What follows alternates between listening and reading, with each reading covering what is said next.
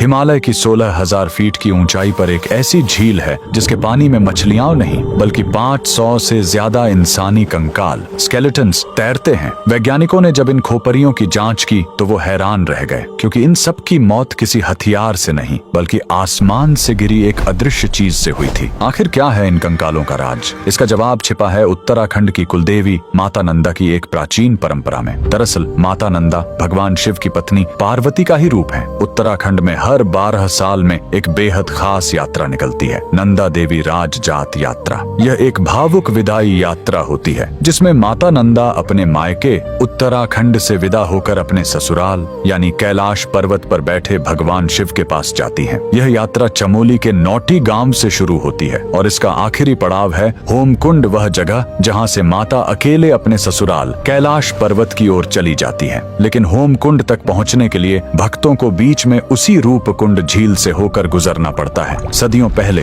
कन्नौज के राजा जसधवल ने इसी पवित्र यात्रा में शामिल होने की ठानी, लेकिन राजा को अपनी सत्ता का अहंकार था। वे भक्ति भाव से नहीं बल्कि पिकनिक मनाने के अंदाज में गए। नियम तोड़ते हुए वे अपने साथ गर्भवती रानी, नाचने गाने वाली नर्तकियां और जोर जोर से बजते ढोल नगारे लेकर पहाड़ पर चढ़ने लगे। माता नंदा अपनी विदाई के वक्त यह अपमान और शोर शराबा सह नहीं पाई। जैसे ही राजा का काफिला रूपकुंड झील के पास पहुंचा, देवी का प्रकोप टूट पड़ा। अचानक आसमान काला हो गया। बारिश नहीं बल्कि लोहे जैसे सख्त और भारी ओले गिरने लगे। वो ओले क्रिकेट की गेंद जितने भारी थे। वहां छिपने की कोई जगह नहीं थी। वो ओले सीधे राजा और उसकी सेना के सिर पर गिर रहे थे। देखते ही देखते राजा, रानी और उनके 500 साथी वहीं बर्फ में दफन हो गए। सैकड़ों साल बाद जब 1942 में वहां बर्फ पिघली तो दुनिया ने देखा कि झील कंकालों से भरी पड़ी है। और जब फॉरेंसिक जांच हुई तो वैज्ञानिकों ने पुष्टि की कि इन सभी खोपरियों में दरारें थीं जो ऊपर से किसी भारी गोल चीज ओले के गिरने से ही आई थीं।